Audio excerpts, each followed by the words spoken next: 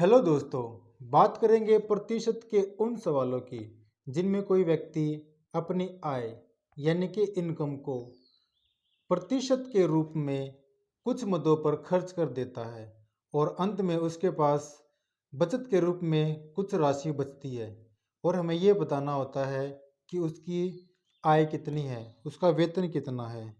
इन सवालों को दो प्रकार से पूछा जाता है। एक प्रकार में व्यक्ति की आय को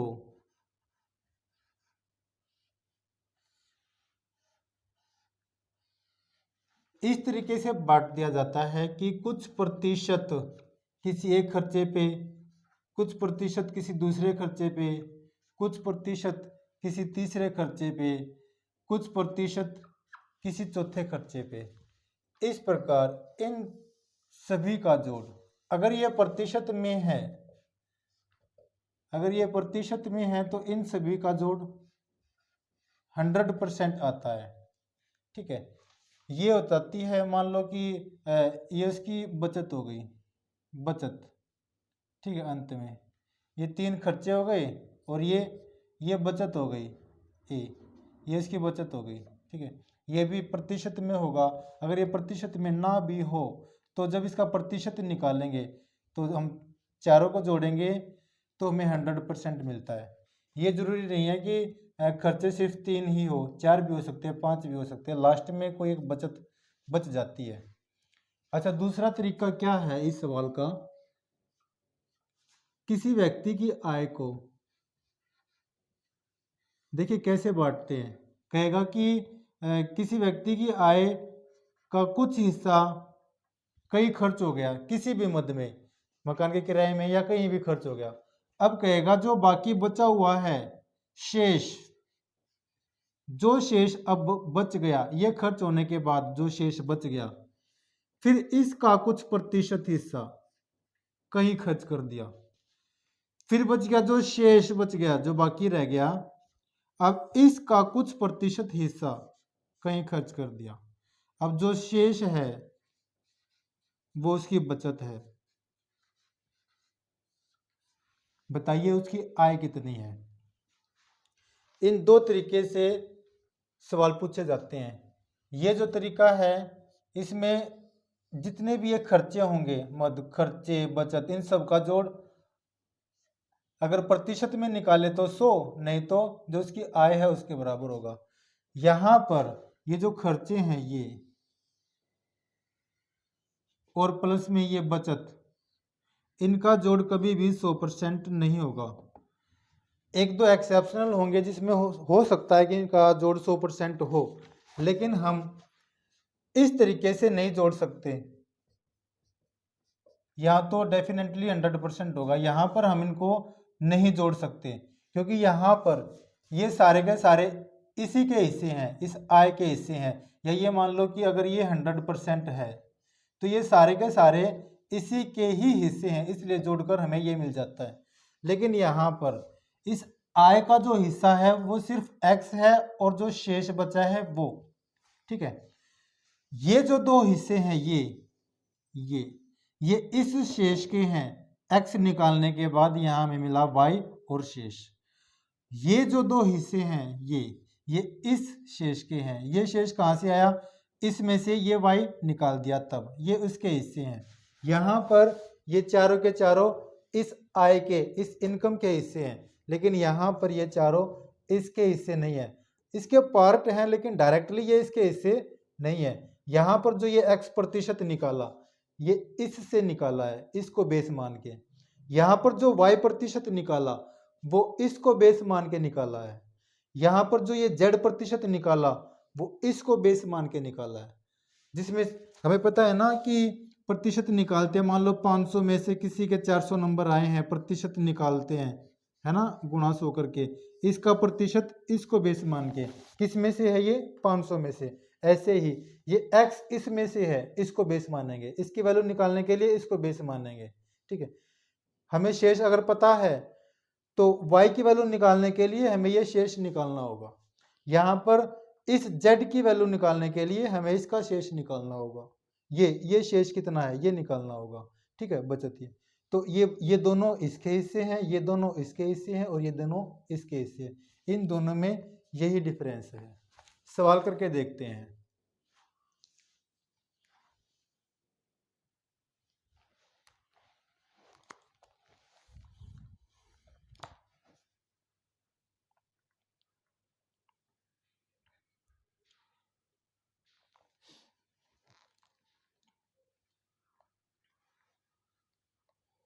इन सवालों में जो ये शब्द लिखा होता है ना शेष, इसका ध्यान जरूर रखना है, शेष का ध्यान जरूर रखना है, नहीं तो आसान से आसान सवाल भी गलत हो जाता है। अगर शेष लिखा है हमें नज़र नहीं आता तो हम इसके हिसाब से, जो पहला तरीका था उसके हिसाब से करने लग जाते हैं, दूसरे तरीके के हिसाब से नहीं करते, सवाल गलत हो जाता है। इसलिए शेष का ध्यान रखना है कि ये शेष कहाँ कहाँ लिखा होता है। देखिए, रमेश की आय का 16% भाग, अब ये सब कुछ प्रतिशत में है तो हम इसकी आय को 100% मान सकते हैं। ठीक है, मैंने कंसेप्ट वाली वीडियो में बताया था कोई भी वस्तु, मात्रा, कोई भी संख्या अपने आप में 100% होती है। अब यहाँ पर उसकी आय 100% है और उसको प्रतिशत में ही बांटा हुआ है। देखिए वो क्या करता है, आय का 16% भाग, 16% भाग उसने कपड़ों पर खर्च कर दिया और 62% भाग बच्चों की पढ़ाई पर, 62% भाग वो बच्चों की पढ़ाई पर करता है। आगे क्या है, तथा शेष का, अब शेष आ गया ना, मतलब कि ये खर्च करने के बाद जो शेष उसके पास बचा है, इस शेष का आधा वो अन्य मदों पर खर्च करता है। देखिए इनका जोड़ कितना हो गया, इनको जोड़ेंगे तो हमें मिलेगा 78%। देखो प्रतिशत की संख्याओं को हम जोड़ सकते हैं। ठीक है, अब कितना रह गया, इसको 78 को 100 में से हम माइनस करेंगे तो शेष हमारे पास कितना बचा, 22%। ठीक है, अब 22% का कहता है कि आधा अन्य मुद्दों पर खर्च हो गया, इसका आधा, इसका आधा भी खर्च हो गया, इसका आधा कितना हो जाएगा 11। ठीक है, अगर सारी कुछ प्रतिशत में जुड़ी हुई हैं तो हम इस तरीके से आधा निकाल सकते हैं। ठीक है, अब इसका जो आधा था ये अन्य मुद्दों पर खर्च हो गया। रमेश की बचत का प्रतिशत निकालना है, ये बचत है इसकी, ये भी खर्च, ये भी खर्च, ये भी खर्च, ये है बचत। बचत का प्रतिशत पूछा था, ये अपने आप आ ही गया, ये बचत का प्रतिशत है। नेक्स्ट,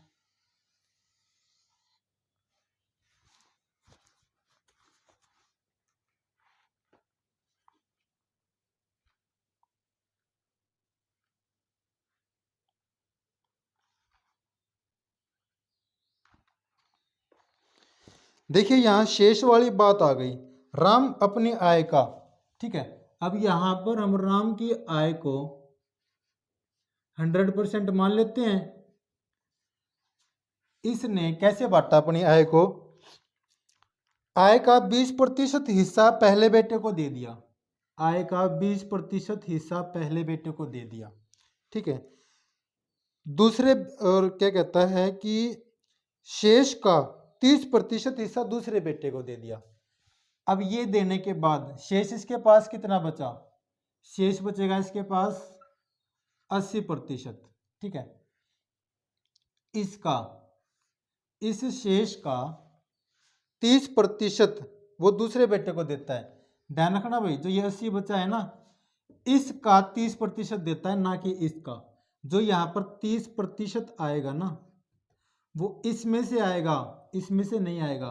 100 का 30% 30 ही होगा, लेकिन 80 का 30% 30 नहीं होगा। 80 का 30% 24 होगा। ठीक है, वो बता रहा हूँ, वैसे ही 24 होगा, लेकिन ये मत मानना कि ये 30% इसका है। ठीक है, अब शेष इसके पास बचता है 70%।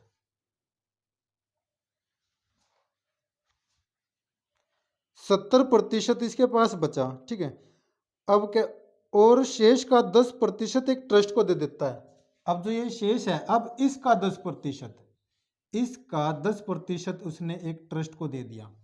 ठीक है, और अब उसके पास जो बचा है शेष, वो है 90%। 90%, और राशि कितनी बची है उसके पास? 10,080। ठीक है, देखो ये जो 90% बचा है ना, ये कैसे आया? 100 में से पहले 20% निकाल दिया, फिर 80 बचा, 80 में से 30% फिर निकाल दिया, 70 बचा।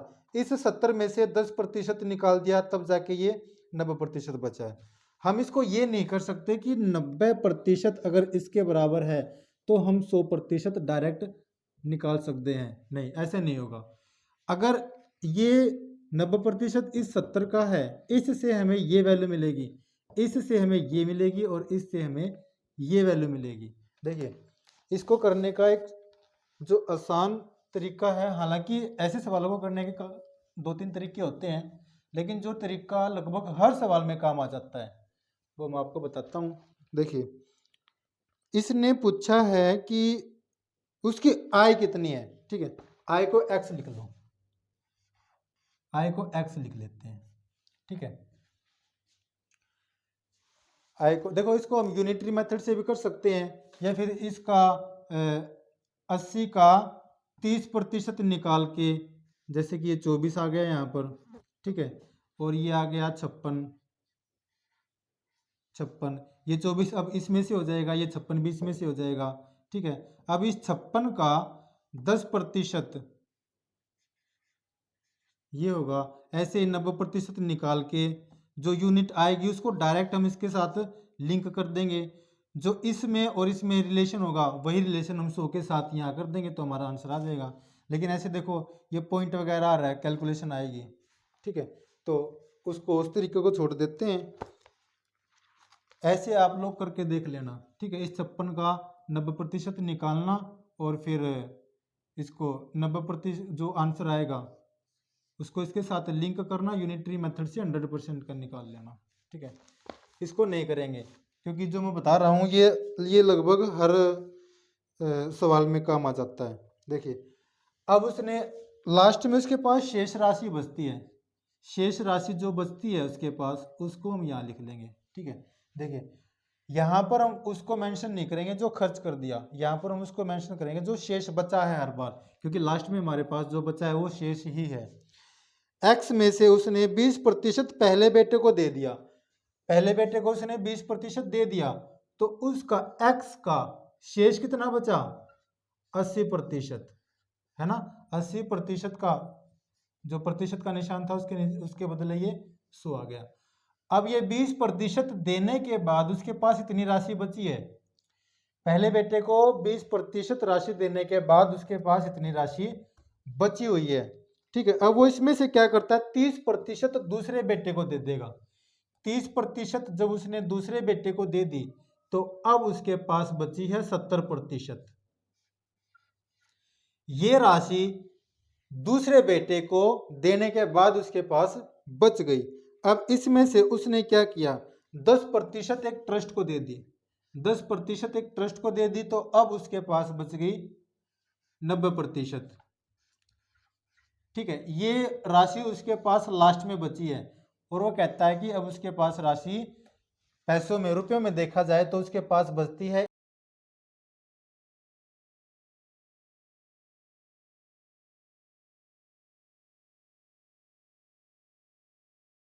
इसको हम सोल्व करते हैं तो हमें आंसर मिल जाएगा। देखिए इस तरह की जो कैलकुलेशन होती है ना, दिखने में थोड़ी लंबी चौड़ी होती है लेकिन ये फटाफट फटाफट हो जाती है। यहाँ पर भी थोड़ा टाइम लग सकता है। ठीक है, कोई हो सकता है भी कैलकुलेशन ठीक हो तो वो इस तरीके से भी कर सकता है। देखिए हम करेंगे ऐसे, यहाँ पर अब ये 2 जीरो से हम 2 जीरो काट सकते हैं। ठीक है, ये कट गई, यहाँ 20 से काट देंगे 4 और ये आ जाएगा 5।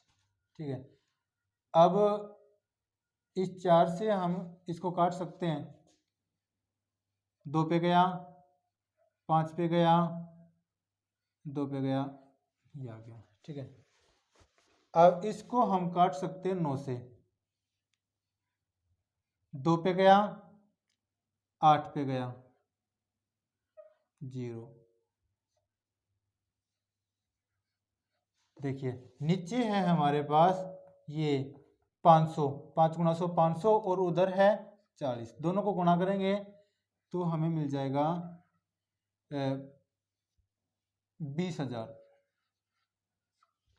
उसके पास इतनी राशि, उसके पास उसकी आय थी 20,000 उसकी आय थी। नेक्स्ट,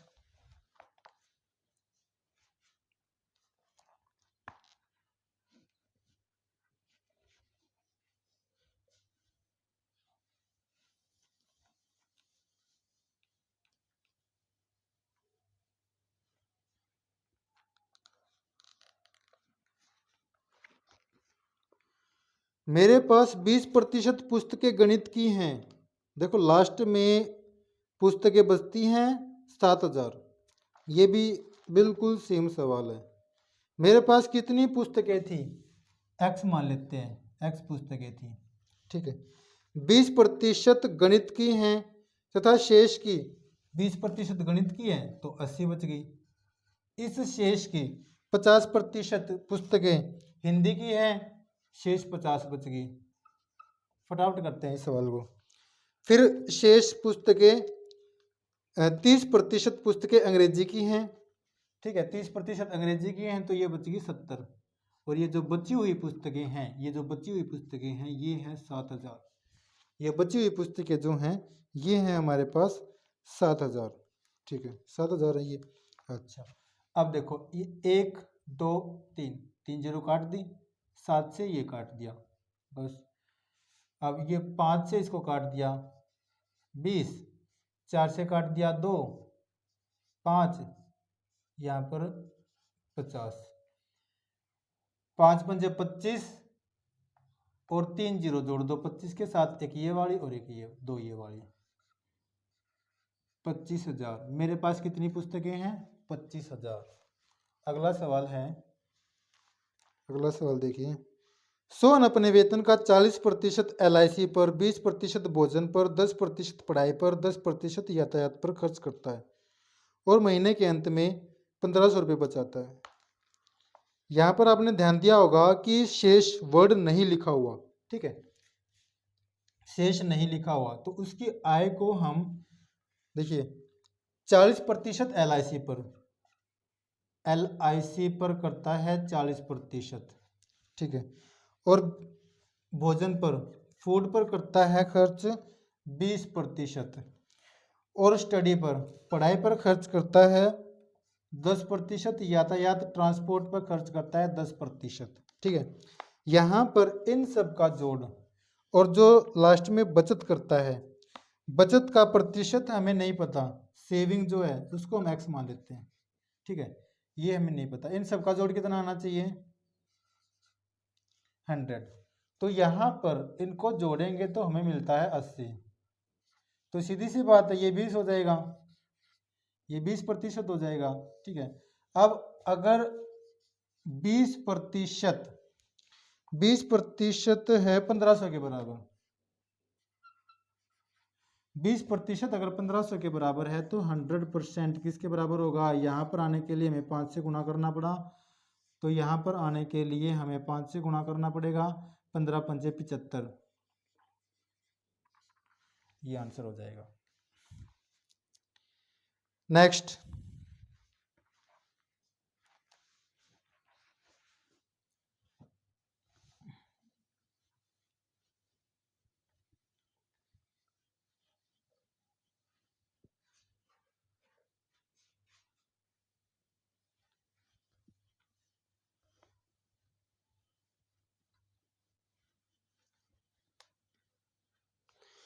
देखिए मैंने अपनी जमीन का 30% भाग अपने भाई को दे दिया, शेष की आधी जमीन बहन को दे दी। अब यहाँ पर शेष शब्द आ गया, ठीक है।